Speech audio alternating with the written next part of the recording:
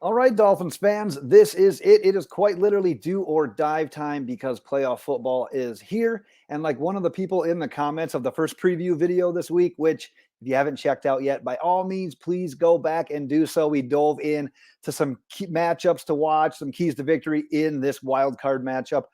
Like one of the commenters said, though, in that video, like, hey, man, I got a question this week. I just hope it's not the last time I get to submit one for a pregame video. I am right there with you. But as you know, because of the injuries, because of falling out of the 2 seed, because of having to go on the road, playing one of the coldest games predicted in NFL history, we have our hands full. We have got our work cut out. We are truly going to see what this team is made of. Are we going to turn into that fraud? You can't beat good teams. And yeah, there's a lot more that goes into that, considering just not being a good team. I mean, there's a lot of weather and stuff in the forecast. But we're going to see, what are we made of? Are we that team that can overcome? Can we make a little bit of run in the playoffs? Can we make some noise as we thought we would all season long when we saw how good this team could be? Or are we going to fall by the wayside and just be like, oh, yeah, that was a fun season. We did some nice things offensively. We made some splash plays, but it came down to some injuries and we just couldn't beat a good team. I don't want that. You don't want that. So damn it, let's make it happen. Let's make it happen Saturday night on Peacock. Peacock, baby. Get subscribed if you haven't gotten subscribed to Peacock yet. Get subscribed to the Fins Up Network as well.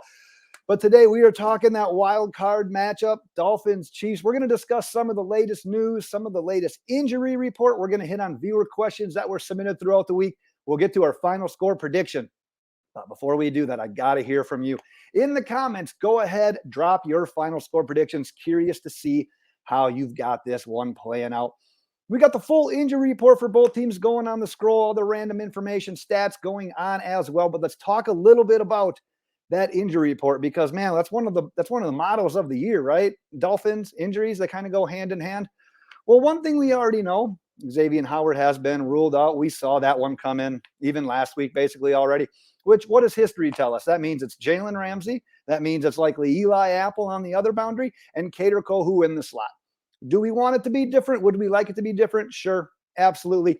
This is the team we have. I don't see history changing. I think these are the guys that we're going to end up throwing out there this week against Patrick Mahomes and the Kansas City Chiefs. Some good news, though. Usually we don't get a lot of injury news that ends up being good. But Jalen Waddle, Raheem Mostert listed as questionable for this game. Both are, I've been told, 90 to 90% sure to go. Expected to return after missing the last couple of the weeks. So yeah, we need reinforcements. We need bodies. We need speed. We need playmakers. Great news that we're expected to get Waddle and Mostert back. But as with always the Dolphins, when you get good news, you end up giving bad news on the other hand.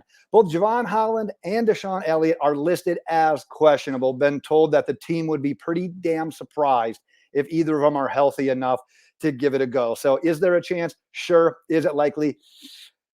Not looking so well. So we'd be looking at what then? Brandon Jones, Elijah Campbell. We'll be looking at some different bodies in the secondary. Maybe Nick Needham gets some run back there as well.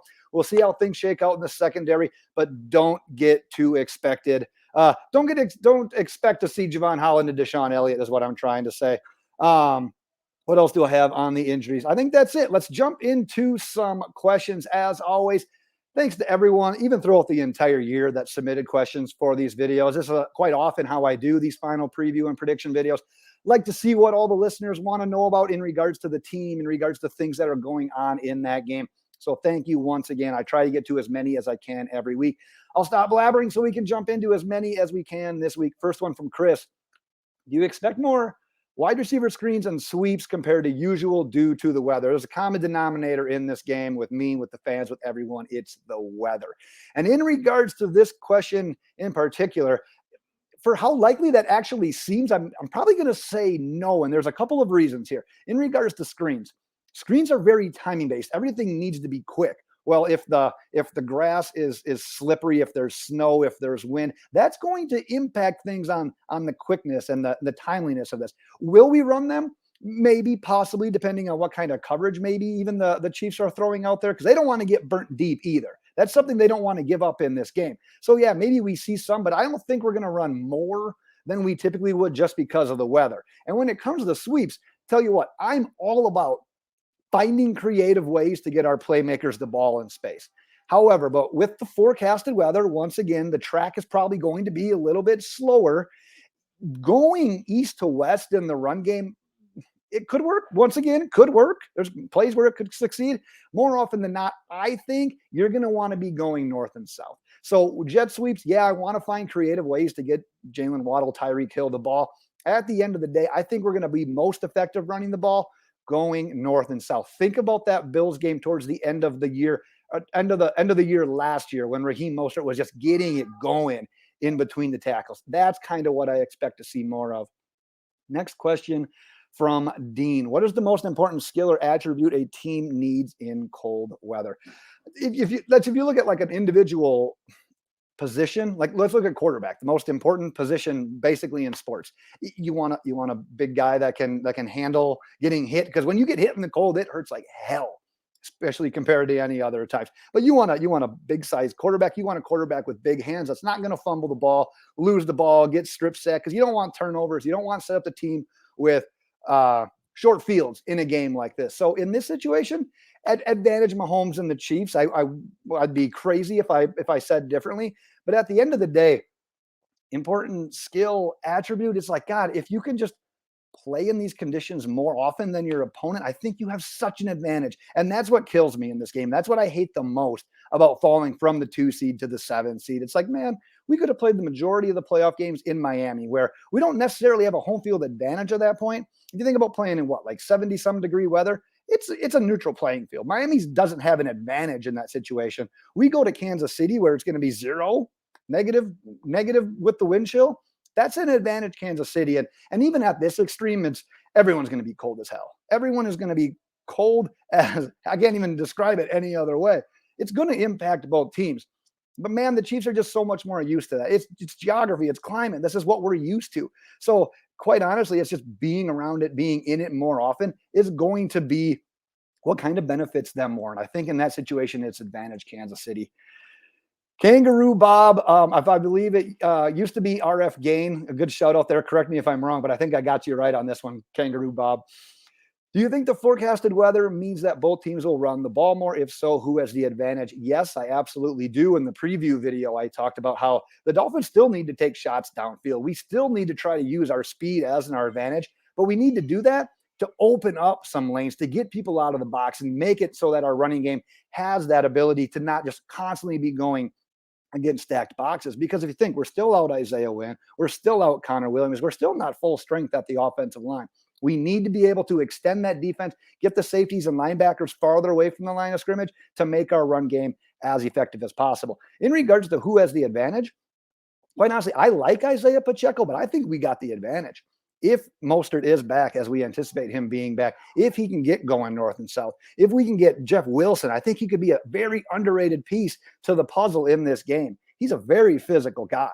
He's got speed too, but he's a very physical runner. If he can hold on to the ball, if he can get it going north and south, and then you hit him with even more speed in Achane, who's, yeah, we think about him as like an east to west speed guy, but man, if someone's not completely squared up on him, he's finishing forward as well. I like our trio of running backs. I like our offensive line better with Robert Hunt back in the mold. I do think that we have the advantage in the run game.